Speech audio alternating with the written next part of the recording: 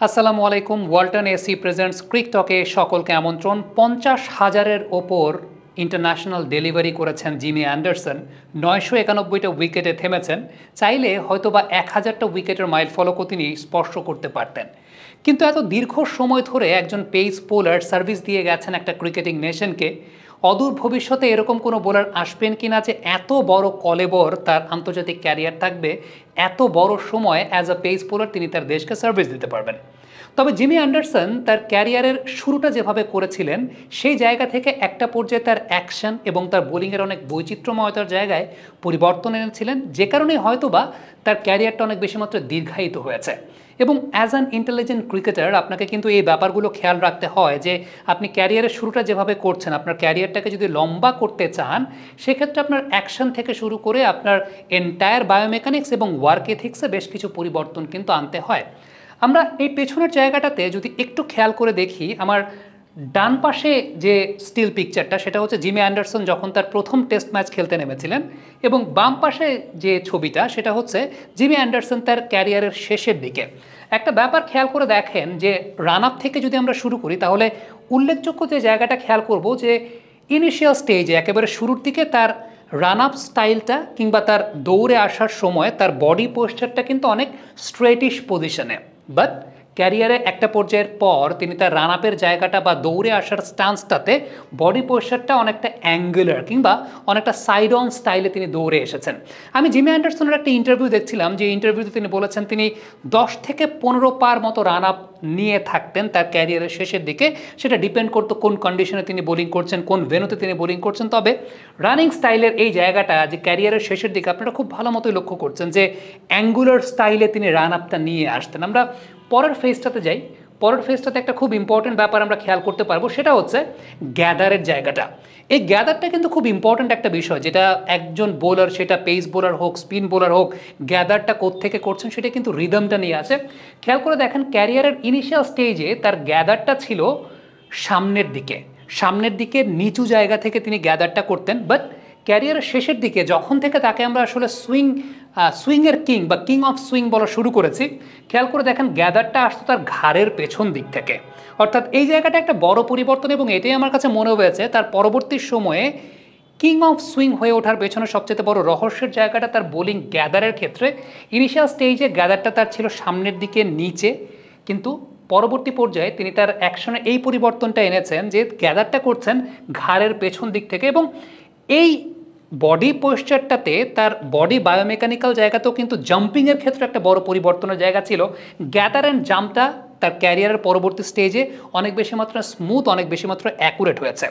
পরবর্তী স্টেপটাতে আমরা যাই। পরবর্তী স্টেপটাতে যে বিষয়টা দেখতে পাবো সেই জায়গাটা হচ্ছে খুব ইম্পর্ট্যান্ট এবং খুব উল্লেখযোগ্য একটা জায়গা, সেটা হচ্ছে বল ডেলিভারি করার সময় মাথার অবস্থানের জায়গাটা। ইনিশিয়াল স্টেজে মাথার উপর কন্ট্রোলটা জিমি অ্যান্ডারসনের খুব বেশি থাকতো না, হেড পজিশন ফল করে যেত, দৃষ্টিটা থাকতো নিচের দিকে বা একটু সাইডের দিকে ঘেঁষে থাকতো। বাট যত বেশি তিনি নিজেকে শানিত পরিচালিত করেছেন এই জায়গাটা একটা পরিবর্তন তিনি এনেছেন, এবং এটা দীর্ঘ সময় বা দীর্ঘদিন প্র্যাকটিসের একটা ফল। তার দৃষ্টিটা ব্যাটারের দিকে, মাথার পজিশনটা কিন্তু অত বেশি হেলে পড়া না, যেটা তার ক্যারিয়ারের ইনিশিয়াল স্টেজে ছিল। দেন আরেকটা ইম্পর্টেন্ট জায়গা একটু দেখাতে চাই, সেটা হচ্ছে বডির উপর কন্ট্রোলের জায়গাটা। খেয়াল করে দেখবেন ক্যারিয়ারের ইনিশিয়াল স্টেজে যখন তিনি ডেলিভারিটা কমপ্লিট করছেন, ডেলিভারি সাইকেলটা কমপ্লিট করার পর যতটুকু তিনি হেলে পড়ছেন ততটুকু হেলে পড়া কিন্তু ক্যারিয়ারের প্রাইমে বা ক্যারিয়ারের শেষের দিকের যে সময়টা, যখন তাকে আমরা লেজেন্ডের কাতারে রেখেছি বা যে সময়টা তাকে আমরা কিং অফ সুইং বলছি, খেয়াল করে দেখেন বডি বায়োমেকানিক্সটা কীরকম।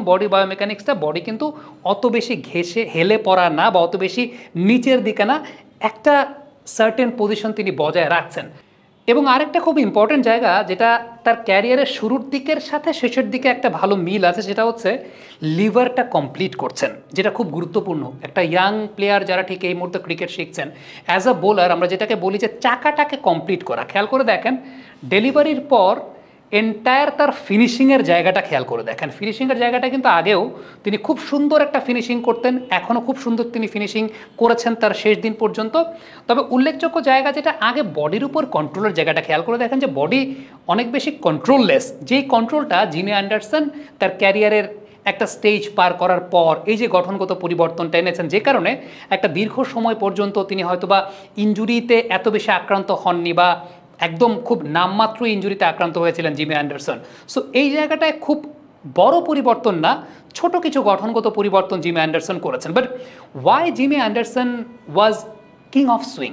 দুদিক থেকে সুইং করতে পারতেন, এবং দুদিক থেকে তিনি যখন সুইং করছেন সবচেয়ে উল্লেখযোগ্য ব্যাপারটা হচ্ছে অ্যাজ আ ব্যাটার বুঝে ওঠাটা খুব ডিফিকাল্ট থাকতো এই কারণ রিস্ট পজিশনের খুব বেশি পরিবর্তন থাকতো না। জিমি অ্যান্ডারসনের একটা ইন্টারভিউ দেখছিলাম যেখানে তিনি বলেছেন তিনি আঙ্গুলের ব্রাশিংয়ের উপর ডিপেন্ড করে তার সুইংয়ে মাস্টার হয়েছেন। অর্থাৎ নর্মালি যেটা দেখা যায় যে পেস বোলাররা খুব স্বাভাবিকভাবে ইন সুইং করার সময়, আউট সুইং করার সময় রিস্ট পজিশনের একটা গঠনগত পরিবর্তনের জায়গা থাকে, যেটা জিমি অ্যান্ডারসনের ক্ষেত্রে দ্য মিস্ট্রি, দ্য ম্যাজিক ওয়াজ দেয়ার, যে ব্যাটারের বুঝে ওঠার উপায় থাকতো না যে বল কি বেরিয়ে যাচ্ছে নাকি বল ভেতরের দিকে ঢুকছে। আমরা একটু খেয়াল করে দেখি, আমরা বাম পাশের যে ছবিটা দেখতে পাচ্ছি সেই বাম পাশের ছবিটাতে জিমি অ্যান্ডারসন আউট সুইং যখন করছেন, আউট সুইং করার সময় খেয়াল করে দেখেন রিস্ট পজিশন কিন্তু একদম সিমিলার।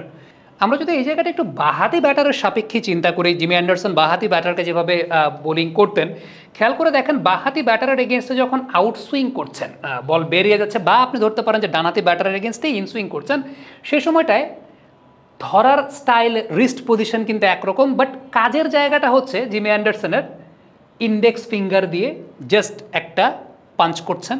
আবার অন্যদিকে যখন তিনি বাঁহাতি ব্যাটারের এগেনস্টে ইনসুইং ডেলিভারিগুলো করছেন তখন কি করছেন, তখন যে কাজটা সেটা হচ্ছে 3 নম্বর ফিঙ্গারটা দিয়ে একটা পাঞ্চ করে দিচ্ছেন।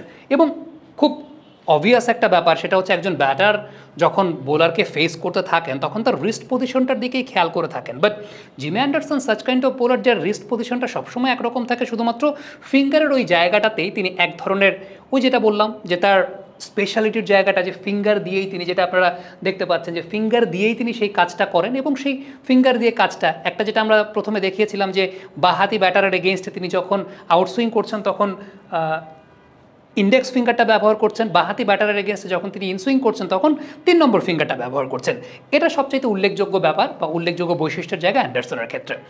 আরেকটা জায়গা আমার কাছে মনে হয়েছে over the years England Ryan সাইড বটমকে একটা সময় ব্যবহার করতো, বাট পরবর্তী পর্যায়ে এসে ইংল্যান্ডের আসলে খুব বেশি বাঁহাতি পেস বোলার ব্যবহার করার প্রয়োজন পড়ে নাই টেস্ট ম্যাচ ক্রিকেটে। এর পেছনে কারণের জায়গাটা হচ্ছে জিমি অ্যান্ডারসন বাঁহাতি ব্যাটারকে যখন অ্যারাউন্ড দ্য উইকেট এসে বোলিং করতেন, খেয়াল করে দেখবেন নর্মালি যেটা হয় যে ডানহাতি বোলাররা যখন বাঁহাতি ব্যাটারকে অ্যারাউন্ড দ্য উইকেট এসে বোলিং করেন তারা অনেক বেশি জোর দেন ইনকামিং বলগুলোর ক্ষেত্রে। But Jimmy Anderson had that kind of calibre, যেটা অ্যারাউন্ড দ্য উইকেট এসে বোলিং করে বাঁহাতি ব্যাটারের এগেনস্টে অ্যাওয়ে সুইং করে বল বের করে নিয়ে যেতেন, যেটা নর্মালি বাঁহাতি পেস বোলারদের বৈশিষ্ট্যের জায়গা, বা বাঁহাতি পেস বোলাররা যখন বাঁহাতি ব্যাটারকে বোলিং করে থাকেন তখন অ্যাওয়ে সুইং করে বল বের করে নিয়ে আসেন। সো জিমি অ্যান্ডারসন একই সঙ্গে একজন ডানহাতি পেস বোলারের কাজ করতে পারতেন এবং একই সঙ্গে একজন বাঁহাতি পেস বোলারের কাজ করতে পারতেন। এটাই আমার কাছে মনে হয় জিমি অ্যান্ডারসনের বোলিংয়ের সবচেয়ে বড় বৈশিষ্ট্যের জায়গা, যে কারণে তার ক্যারিয়ারে তিনি বাঁহাতি ব্যাটারদেরকে অনেক বেশি মাত্রায় ভুগিয়েছেন, এবং সেটা অ্যারাউন্ড দ্য উইকেট বোলিং করতে এসে। এই মাপের একজন বোলার সেটা কিন্তু একদিনে তৈরি হয় না। আমরা দেখিয়েছি তিনি অ্যাকশনে কী পরিবর্তন করেছেন, তার সুইং নিয়ে তিনি কী কাজ করেছেন, এবং আপনি ইউটিউবে সার্চ করলে বিভিন্ন ভিডিও পেয়ে যাবেন যেখানে জিমি অ্যান্ডারসন কীভাবে নিজের বোলিং ড্রিলগুলো করতেন, একদম খুব বেসিক জায়গাগুলো নিয়ে আপনি অনেক ভিডিও চাইলে পেয়ে যাবেন। এবং আমার কাছে মনে হয় যে ইয়াং প্লেয়ার যারা দেখা যায় যে নেটে এসে শুধু সারাদিন ধরে বোলিংই করছে কিন্তু আসলে কাজ হচ্ছে না, তাদের সেই ভিডিওগুলো দেখাটা খুব গুরুত্বপূর্ণ। কারণ ওই জায়গাটাতে একটা বোলার কীভাবে জেমস অ্যান্ডারসন হিসেবে আবির্ভূত হতে পারেন, একজন বোলার কীভাবে একজন সাধারণ বোলার থেকে বা একজন মিডিওকার বোলার থেকে একজন লেজেন্ডারি বোলার হতে পারেন, সেই জায়গাগুলো কিন্তু সেই জায়গাটা আছে, এবং পরিশ্রমের কোনো বিকল্প আসলে নাই। আপনি বিছানায় শুয়ে শুয়ে চাইলেন আপনি জেমস অ্যান্ডারসন হবেন, সেটা কখনোই সম্ভব না, আপনাকে মাঠে ওই কাজটা করতে হবে। কমেন্ট বক্সে আপনাদের কাছ থেকে মন্তব্য, মতামত জানতে চাই, এবং ইয়াং ক্রিকেটার যারা আছেন, যারা বিভিন্ন ক্রিকেট একাডেমিতে প্র্যাকটিস করছেন, আপনারা যদি আপনাদের প্র্যাকটিস করতে গিয়ে কোনো ধরনের ডিফিকাল্টিস ফেস করে থাকেন অবশ্যই অনফিল্ডে আমাদেরকে ইনবক্সে কিংবা মেসেজে যে কোনো জায়গায় আপনি আমাদেরকে জানাতে পারেন, কমেন্ট বক্সে। আমরা চেষ্টা করব সেই জায়গা থেকে আপনাদের জন্য আধুনিক ক্রিকেট কোচিং সম্বলিত বেশ কিছু সলিউশন প্রোভাইড করার। Thank you very much. Comment বক্সে আপনাদের মন্তব্য জানতে চাই।